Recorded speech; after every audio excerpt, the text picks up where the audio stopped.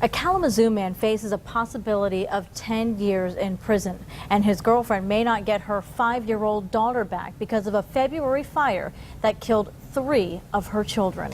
Both were in separate Kalamazoo courtrooms today, and we saw family members' emotions boil over at times. 24 Hour News 8's Henry Yerb went to those hearings. He's joining us now live in Kalamazoo. Henry? The effects of that tragic fire are still being felt here in Kalamazoo as 19-year-old Fred Gillespie now faces a felony charge, and his ex-girlfriend struggles to regain custody of her only child to survive that blaze.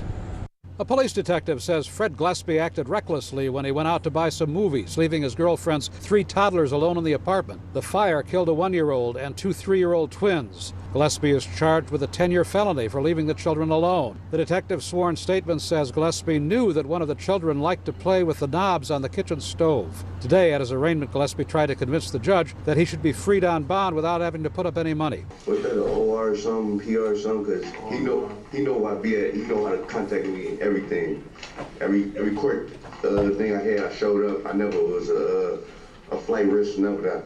But Judge Julie Phillips put a $5,000 bond on his release. His hearing was briefly interrupted when the judge saw one of his supporters using a cell phone during the hearing. She also told him to remove his hat, but he kept putting it back on. Sit down and take your hat off. The judge said he was in contempt and ordered him held for a day in jail, but he left the courtroom and was reportedly taken into custody in the hallway. That led to profanity-laced shouting by other Gillespie supporters.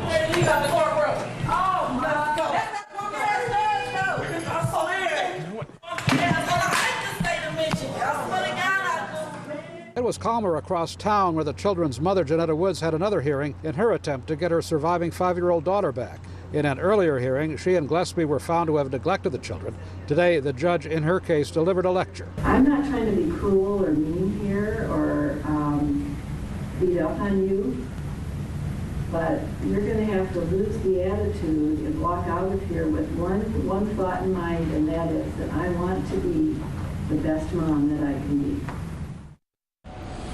She will be back in court in 3 months, and Gillespie will be back in this courthouse on July 15th for his preliminary exam to see if he's going to go to circuit court to stand trial. Live in Kalamazoo, Henry Yerb, 24 Hour News 8.